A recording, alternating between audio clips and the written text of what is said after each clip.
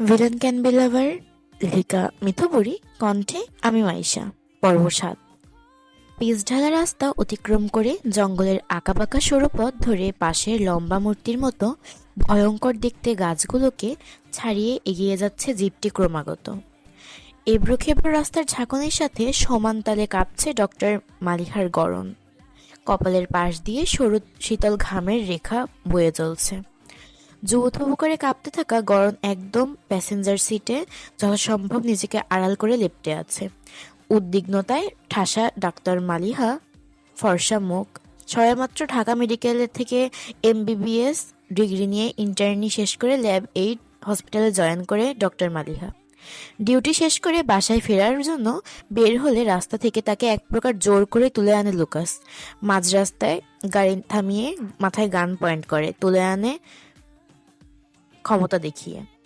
আজকাল রোগী দেখতে নিয়ে যাওয়ার নতুন পন্থা মনে হয় এটা।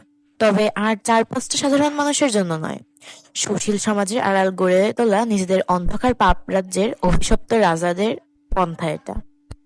এরা স্বাভাবিক নিজস্বে অভ্যস্ত নয়।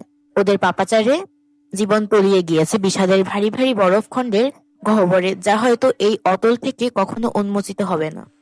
কেউ কি আসবে আদতেও, যে ঠান্ডা বরফের নিচে ঢাকা পড়া বিষাদের রাজাকে টেনে হিঁচড়ে বের করে এনে তার উষ্ণতায় খণ্ড খণ্ড বরফগুলো মোমের মতো গলিয়ে উষ্ণতার চাদরে জড়িয়ে রেখে ওম দিয়ে জাগিয়ে তুলবে জমে থাকা কোমল হৃদয়।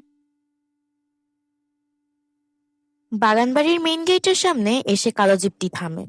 রিচার্ড গাড়ি ব্যতীত অন্য কোনো গাড়ি ভিতরে ঢুকানো নিষেধ। লনের পাশে গাড়ি সাইড করে রাখলো লুকাস। একজন কালো পোশাকধারী গার্ড দৌড়ে এসে ডোর হ্যান্ডেল টেনে খুলে দিল উদয়মান হয় তীর করে কাঁপতে থাকা ডক্টর মালিহা। একদম অপর প্রান্তে কর্নারে গিয়ে জমে আছে গতি হারানো হৃদস্পন্দনে। লুকাস জানে মেয়েদের নরম গলায় কাজ হয় না। ডক্টর মালিহাকে টেনে গাড়ি থেকে বের করে রুক্ষ পুরুষশালী কাঁধে তুলে নিল লুকাস।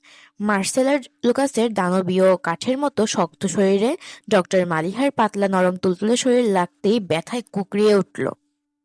কণ্ঠগহ্বরে ভয়, ভীতি, সংকীর্ণতা দলা পাকিয়ে রাস্তা ব্লক করে রেখেছে। অতঃপর চেঁচাতে পারছে না মালিহা।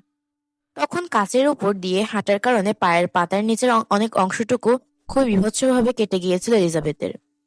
কিছু কাচের অংশ একদম হাড্ডিতে গিয়ে বিঁধেছে সরাসরি। রিচার্ডের কোলে ঢলে পড়া পর রিচার্ড ওকে নিয়ে উপরে গেলেও কোনো রকম ট্রিটমেন্ট করেনি। বজ্রকণ্ঠে মেয়েদের উদ্দেশ্যে চেঁচিয়ে বলে গিয়েছে রাতে ফিরে যেন এলিজাবেথের পা সুস্থ দেখে।